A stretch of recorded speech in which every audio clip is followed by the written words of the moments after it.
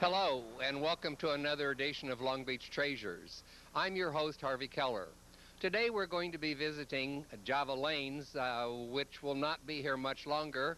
So while it's still here, we wanted to come and take a tour and see what it is. And joining me now is the general manager, Tom Chesek. Okay. Tom, can you give me a little history of Java Lanes? Sure. Java Lanes was built in the mid-1950s. It's been a successful bowling alley ever since.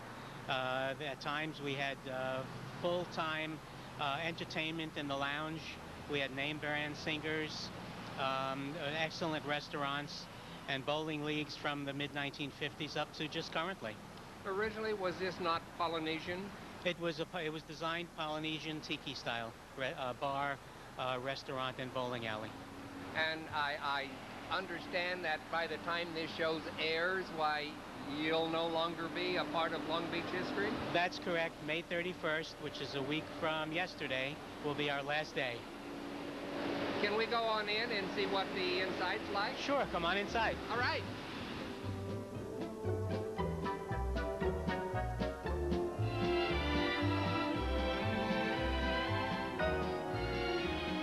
Now, I see there's no one here. Is that because everybody thinks you're closed? Well, we've notified, usually during the mornings and early afternoons, we have senior citizen leagues, senior citizen organizations, and handicapped organizations bowling here.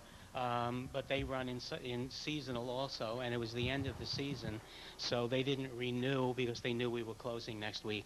Now, you still had a lot of leagues here? We had a lot of leagues. At least 50% of our business was leagues. And you have, what, 32 alleys? 32 alleys, usually from 6 o'clock p.m. through around 1 o'clock in the morning, every alley's taken. Now, when I was much younger, I used to be a pin setter, but I used to do it by hand. Now, this is all automated. This is all automated. As a matter of fact, this was the first bowling alley in Southern California to have the automated system. People used to take buses to come here just to sit here and watch the machinery work. Is bowling still as popular now as it was? In the 50s and 60s, it seems like bowling was the nation's pastime. Bowling still is popular. It goes in cycles like everything else. Right now, bowling is about at its peak. It should last for another few more years, and then people will go off and do something else, but then they'll come back. Recently, I noticed there's been a change. There was 2 new alleys that opened up in the area, one in Hollywood and one, I think, down in Orange County. The styling is a lot different. It's more modern with giant screen TVs, couches down in the bowling area instead of the hard chairs. It's more of a social atmosphere, party type of operation, and it seems to be going very well, very successful. I used to remember watching on Saturday afternoons while I was channel surfing, championship bowling. I don't see it anymore. Is it still around? Oh, sure. There's still you still have championship bowling. It may not be picked up on some of your TV channels, but we've had quite a few tournaments here that have lasted through the weekends into the evenings, Fridays, Saturdays, Sundays, and Mondays. Now, are you the only bowling alley in Long Beach? Right now, we're the only full-size bowling alley like this. We're the last one left in Long Beach. There's a small alley that opened up down in the Pike area, down by the Queen Mary. Oh, that's in the Game Works. Exactly, exactly. But other than us, the closest alleys to us would be Cal Bowl up on Carson and Paramount. And there is another alley close by it's called Rossmore Lanes on Seal Beach Boulevard. So what are the Long Beach bowlers going to do now? From what I understand, 50% of the bowlers will be relocating to either Cal Bowl or Rossmore, and the other 50% said they would find something else to do, that it's just too far, and they like this place, and they bowled here for so many years, they're just going to hang up their hat and not bowl.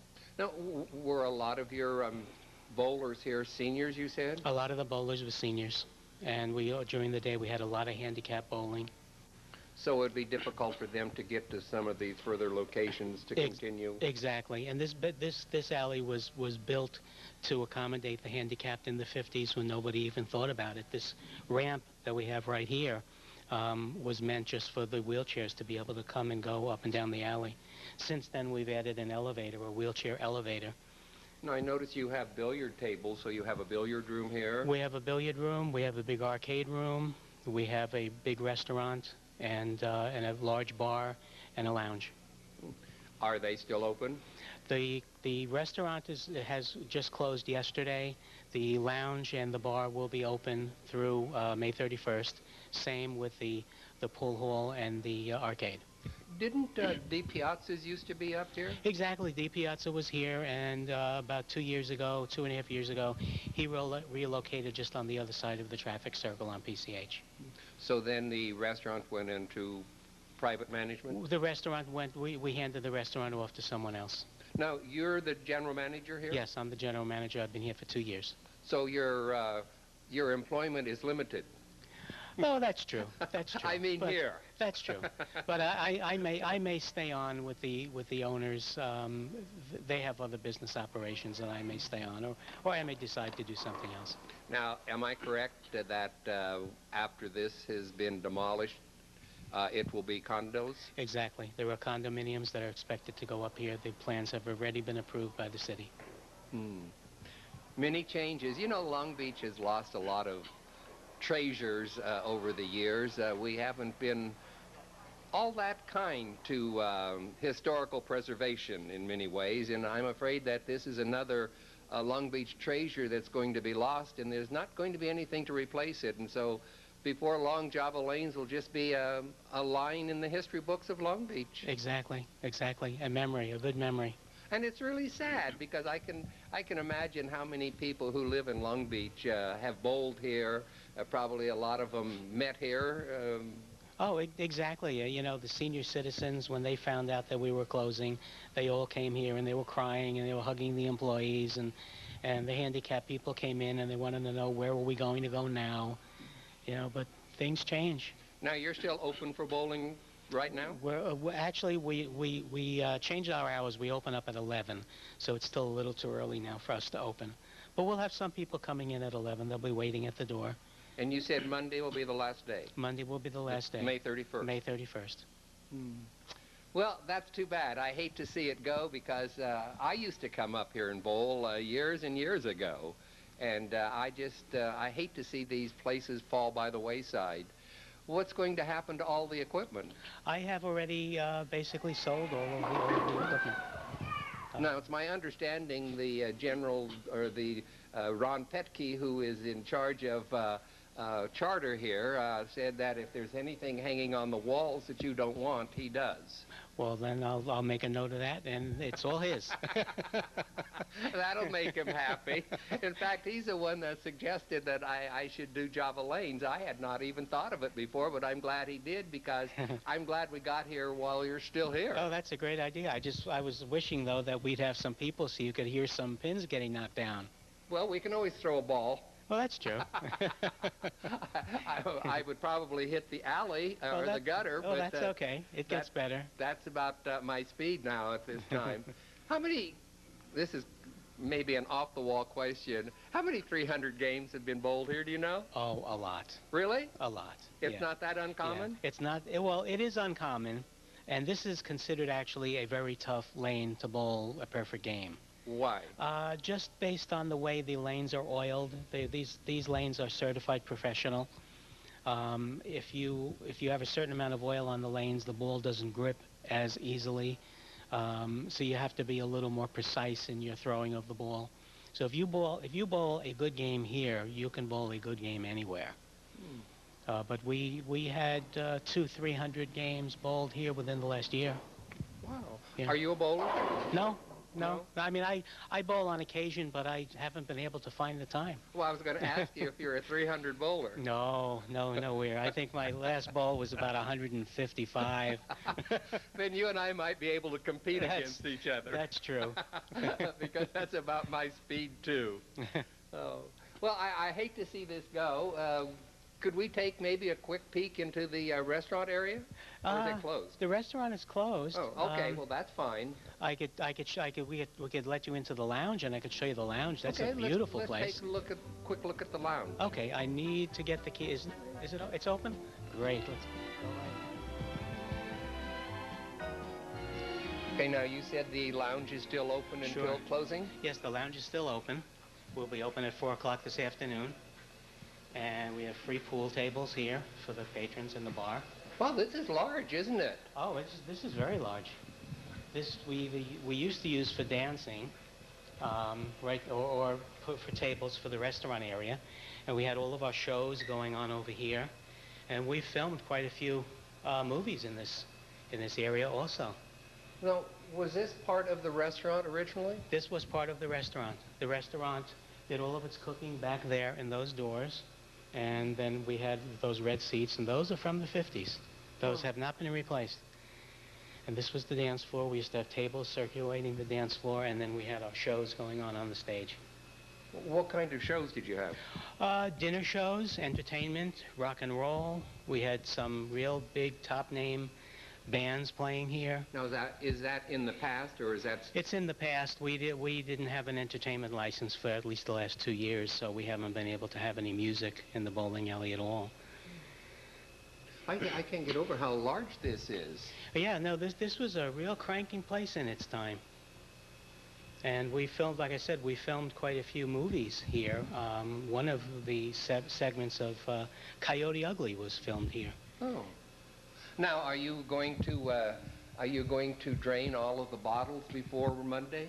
I'm pretty good at wearing things down. So there really isn't much left. If we had a party, I don't think anybody would go home drunk. Oh. So I know how to monitor it.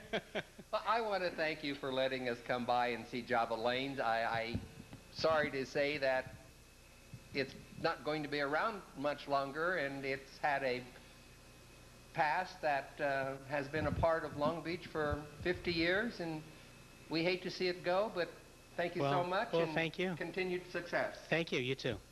And don't go away, because we'll be right back with more Long Beach Treasures.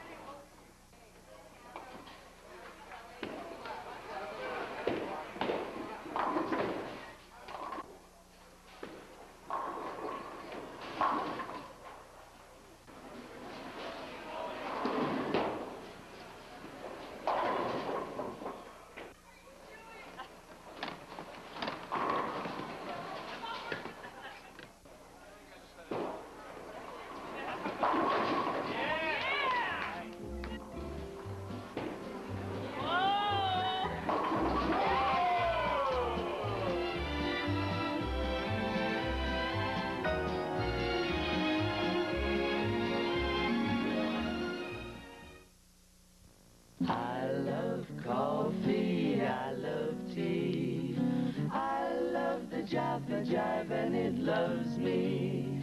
Coffee and tea and the Java and me, a cup, a cup, a cup, a cup, a cup. Coffee and tea and the Java and me, yeah. A cup, a cup, a cup, a cup.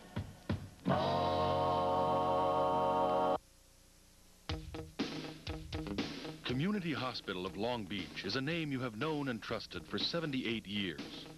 A place where physicians and families are partners in wellness. Since 1924, we have had a reputation of providing patients and their families with the peace of mind that comes from knowing that their health and well-being is our only priority. When you have a choice, choose the best.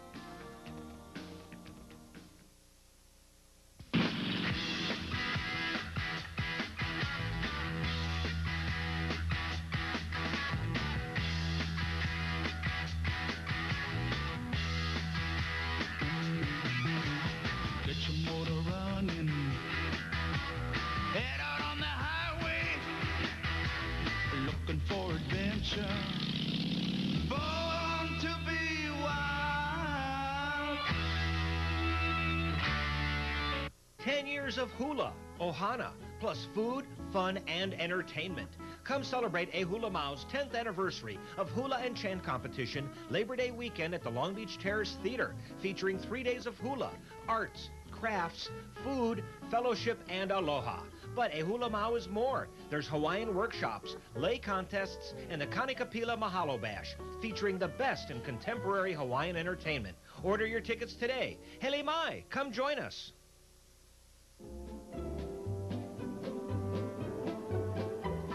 Hey, welcome back to Long Beach Treasures. We found another Long Beach treasure hidden away here in Rec Park. It's the Long Beach Casting Club. Many of you may not be familiar with. I certainly wasn't. And joining me to tell us all about it is Stan Holden. Stan, give me a little history of the Long Beach Casting Club. Well, the club was founded in 1925. Originally, the pond out here was round. And was they the added, pond built especially for the casting club? especially for the casting club. In 1932, the casting club hosted the Olympic Games, and casting was Olympic sport that year. I don't know if it was a demonstration sport or what, but anyway, we hosted the 1932 Olympic casting tournament right here at the pond. And then originally we had a log cabin over here towards the dog park for a while. And about we're not sure, about 33 to 35, the existing clubhouse you see here was built, the first portion of it. During the war, when the park was taken over by the Army as an Army base, sometime after the war, the back half of the clubhouse, which is what we call our classroom, was added on, and we think probably was a barracks building that they got that was left after the Army moved out. And then you told me that all of Rec Park was an Army base during World War II? Yes, when I grew up, I lived at 6th and Park, moved in 1944, and this was all an Army base. There were tanks going up and down Federation Drive. We used to sit on the fence down at at what is now Blair Field, and we'll watch the troops drill. That was their drilling area, which was the old ball diamonds, softball fields. And so about 1945, when the war was over, they moved out. Let's go look at your clubhouse here. All right. Now, I think you have meetings here. Is it every Tuesday? We have classes every Tuesday, and the classes are all open to the public. And the cost? Nothing. Just have to, our fly tying class, they will have to buy their own tools and materials. Our rod building class, they buy their own materials. And the casting class, which is presently going on tonight, we'll have about 100 or so students and about 40 instructors, 40 or 50 instructors. No, I believe you said the picture of the gentleman over the fireplace is the original founder? That's the original founder, right? The two pictures beside the fireplace are members that have donated a lot of time and money over a period of years, and those have been voted life members, those two people. I noticed a lot of pictures on the walls. Are they significant? The other pictures on the wall are all past presidents, which also become life members, and those with the black stripes, or those are deceased. We're not really up to present time with that, but I notice a couple of women presidents. Yeah, we've had 3 women presidents now. Originally, the club was men only, and we had a women's auxiliary, and there's a picture on the back talking about the 40s or 50s of the women's auxiliary. But now it's open to anybody, and the women, we've had 3 women presidents in the last 15, 20 years. I'm not sure when it went from men only to women, but back in the 60s, I think. Do they have fly casting tournaments? We have tournaments almost every other weekend, every other Sunday, club tournaments. Then we also sponsor a big tournament in February, which is the Southwestern tournament. And we'll have casters from all over the western United States, from Seattle and Oakland Club and San Jose Club, San Francisco Club, and all the other areas around, and they'll come down for our weekend. It's a 2-day tournament in February out here on our pond, and we'll have lunch in here, and we'll have a barbecue. We have a spaghetti dinner on Saturday night, and there will be 80 or so, 80 to 90 competitors usually.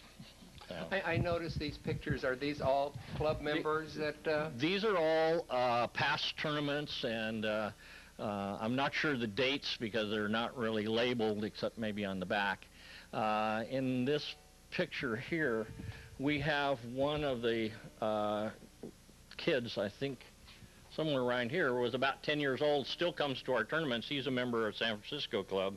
His father was a member of their club, and he still, up until last year when he had a stroke, still comes to our Southwestern tournament.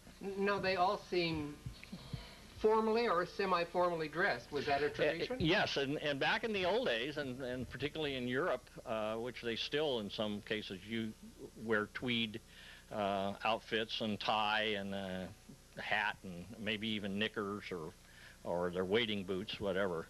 But it was very formal. It was you'll notice if we have some pictures on the back wall where they're dressed in basically suit and tie.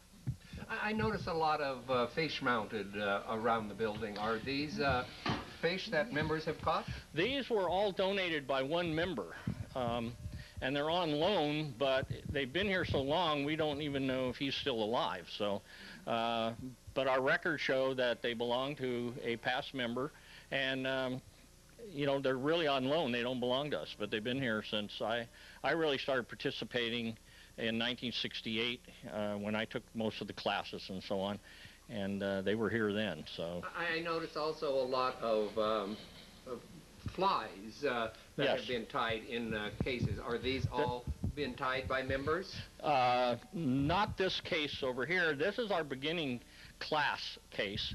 And during our beginning class, each night we'll have the students put their flies up on the counter here by the kitchen, and the instructor will pick the best fly of the night, and that goes in the box. So those are all beginners, some of which may be members, most of them probably aren't.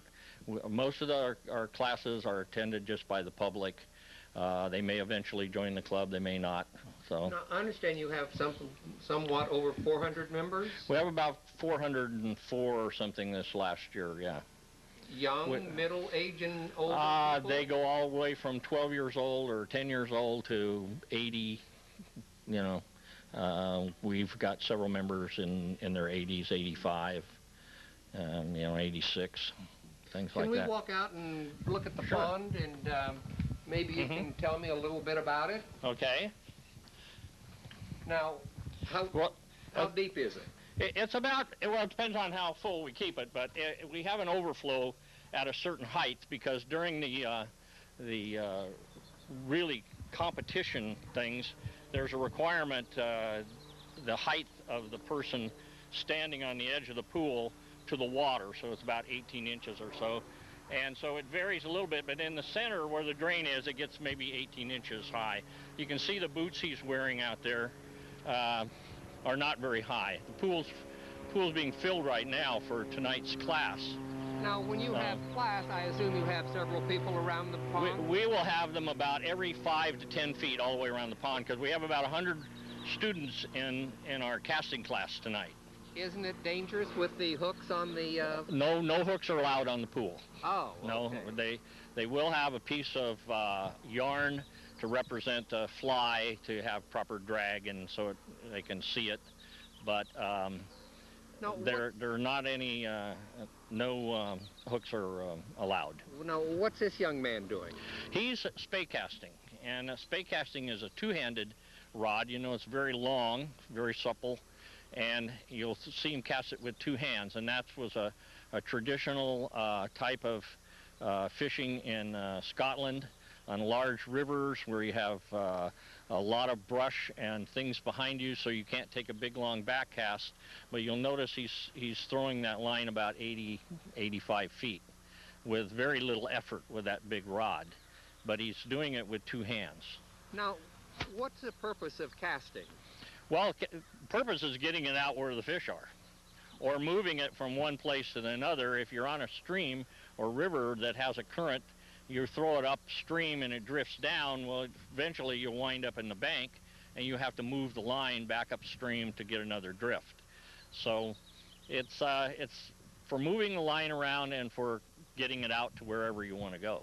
Now, I believe in the tournaments you have little targets that you have floating out here? Yes, down each of those stripes down the middle of the pool is a certain distance, and you'll see the distances marked on the side of the pool.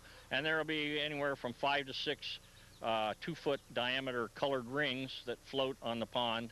And then the person stands in the green boxes on the side over here, and he has a certain amount of points that he starts with, and he casts to the target.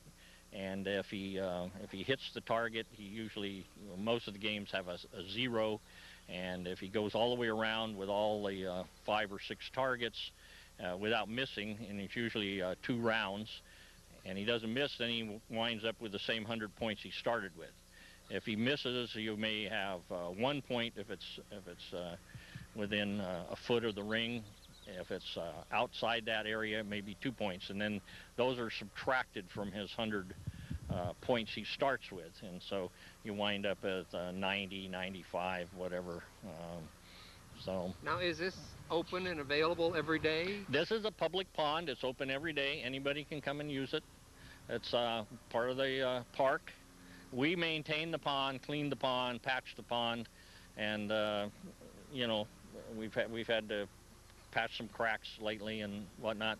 We keep the pond full. It's usually always full unless we have something to drain it for repairs. Okay. So. You said all of your classes are free. All of them free. How do you sustain yourself? Or excuse the pun, how do you stay afloat? We sustain ourselves from membership or donations, or we have an annual white elephant sale. But it's all supported by the club members.